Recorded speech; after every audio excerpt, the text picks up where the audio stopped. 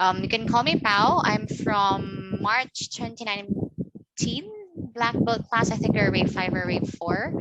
And like what Chrissy mentioned, I'm currently working with Teleperformance as their process improvement, well, one of the process improvement managers. So before sharing my CIS journey, as early as now, I'd like to congratulate every one of you for your success. With you guys being here, whatever your reason may be, should it be, for further learning, career growth, or what have you. I know that there's a lot in store for you. Um, I personally had a career jump when I post my black belt class, and I know that there's going to be a lot for you guys. So completing the training though is just a start. It's just the first step for whatever it is that you're currently doing. So once you step out of the class, in this case virtually, that is where the fun begins, and of course hard work. Don't expect that your certification will just fall down from the sky, as you need to work, as you need to really work hard for it. And it's actually what makes it great, right? Because it separates us from others who got their title at just a blink of an eye. Because you have to earn the title, with that your competency is definitely unquestionable. I think if you are already on the alumni group, you'd see a number of posts by Sir Rex, like from other providers who are providing Six Sigma certification or design sprint certification, but you get it for, you just technically pay for it. You didn't work hard for it.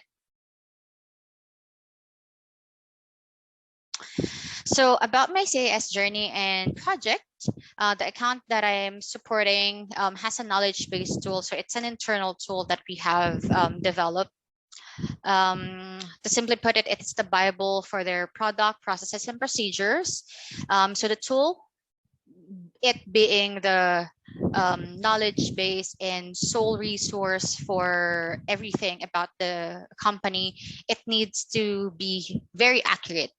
And from God knows when, because I'm thinking when we had that, I think from God knows when, from its quote unquote birth, there were no material change on the tool. And as you guys already know by now, as what you have learned during your design sprint class with Sir Art, at a certain point in time, when the product reaches its maturity stage, it will start to decline. So that tool, we have really reached that point. Actually, I think we have reached that for a long time now, but people just happen that they didn't have any choice but to use the tool. So it's still there, it's still existing, and there are no other alternatives. So people are pretty much forced to use it.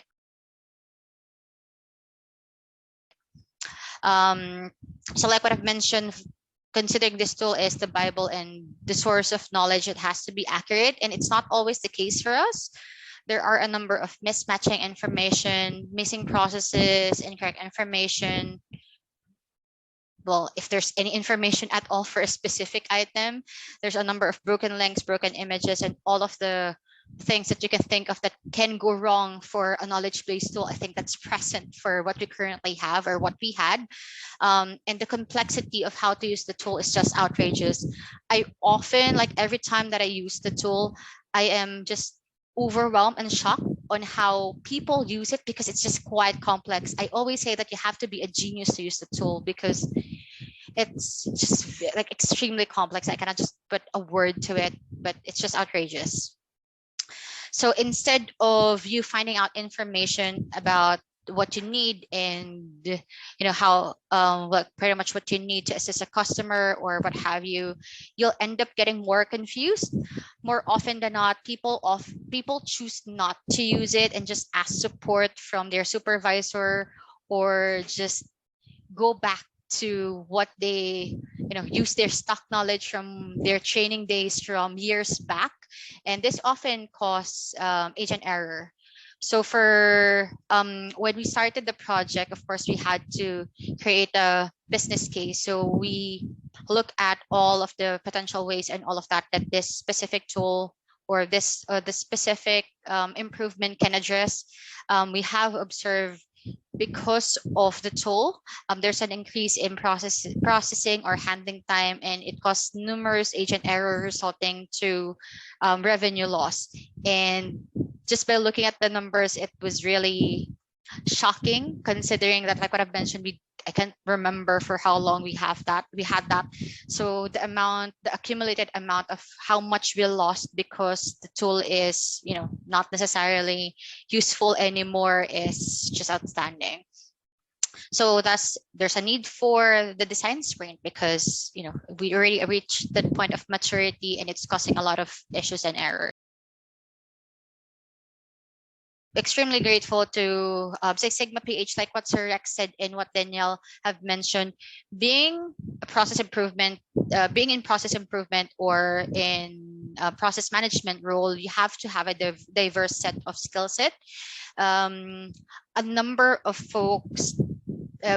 my peers are not familiar with design sprint, so it definitely gave me a leverage.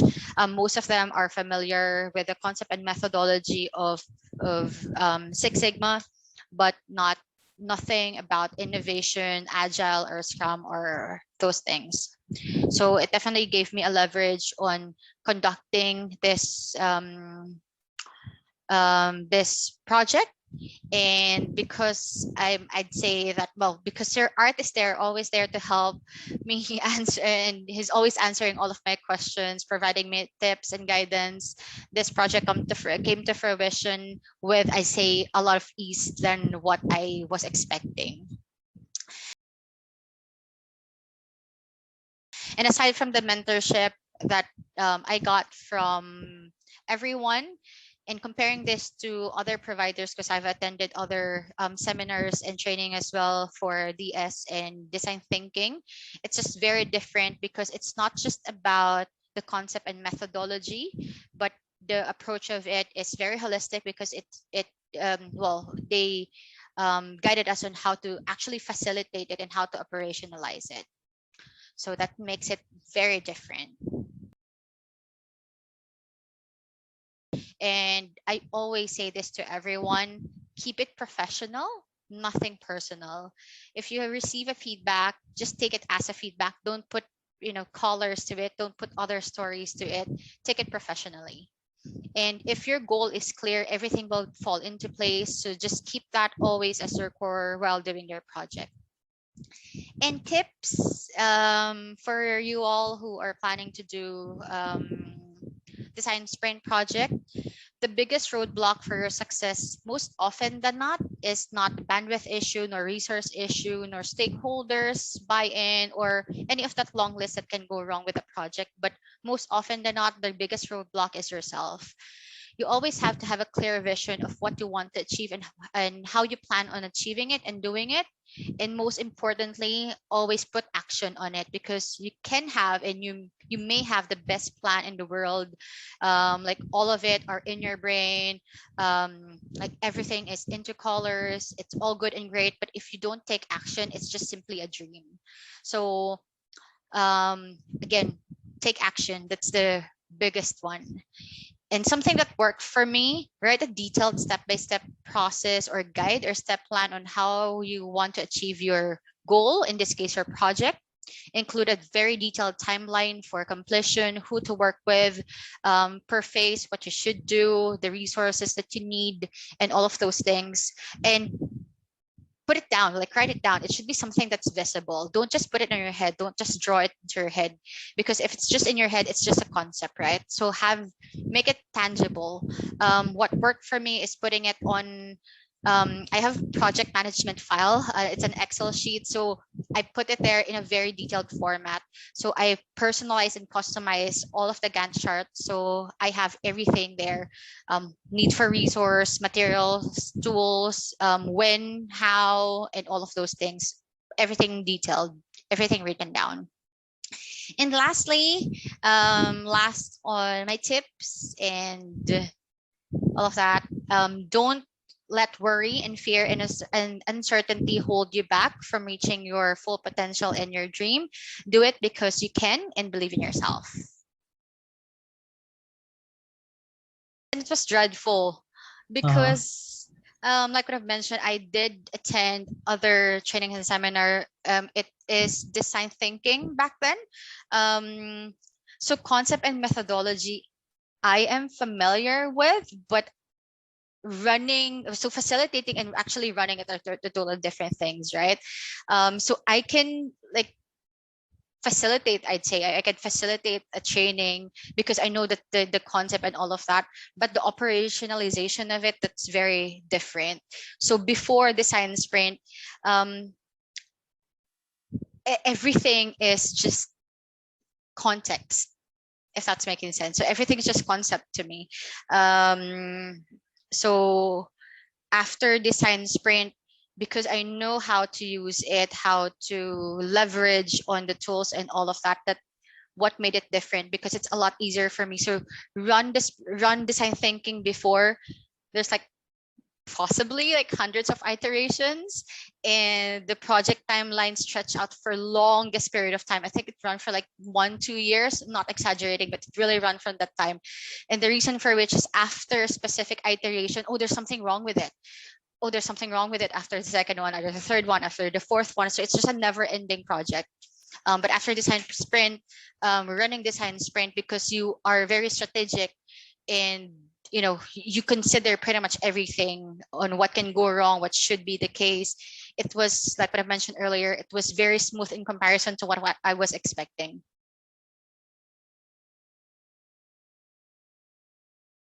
Very good one. I actually just realized it because you asked it.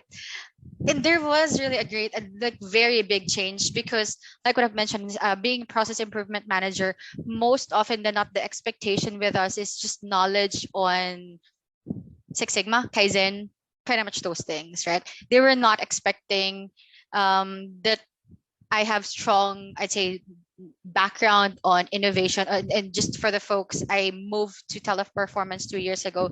So what I was like talking about previously about running the sprint, it was for a different company. But anyway, so it did change because they were not expecting that I have this say skill set and the people, because I had to run it. So it's not just the image, my image on stakeholders that greatly changed, because it definitely boosted my, I'd say my list on what I did and what I can do. It also made a very big difference on the operations, because I had to run it, of course, with customers, customer facing, financial experts, and all of those things. Running it with agents, I had to tap with agents, supervisor, QA. What else did we have? So QA manager and training manager. They were surprised on the approach that I did for design sprint, like drawings, how might we, like they were expecting when I asked them to join that it's just going to be an easy one, but they had to quote unquote use their brain. It was very creative, and it really pushed the boundaries of what they thought we can do, or what they can do in terms of thinking of what should change, process gap, process waste, and all of those things. So again, not just the stakeholders that, it's not just my image and the stakeholders that changed, but overall in the business, because it, word spread. So when I did the design sprint with just a few set of people, word spread very rapidly, very quickly. It exceeded my expectation, to be honest, because when I took the black belt, I was expecting to just learn black belt, but I had design sprint. So it exceeded my expectation. It's not, because worth it means that you got what you paid for, right? I got more, definitely. I got more than that. Learning all of that, how to operationalize it, pretty much everything. Everything I have learned, I was able to apply it. So not just the learnings, but like what Sir Rex mentioned, I got a lot of assistance, support in all of that with my wave mates. So it's not just the learning that I took out from my black belt training, it's also the people in the experience. And it's been 2 years. Because of the pandemic, we haven't really seen each other, but our bond is just different. We have been together for just like few days, few weeks, few months, but our bond is very different because we talk the same language, and our goal of continuous improvement, learning new things, expanding our knowledge are the same. So that's good and great.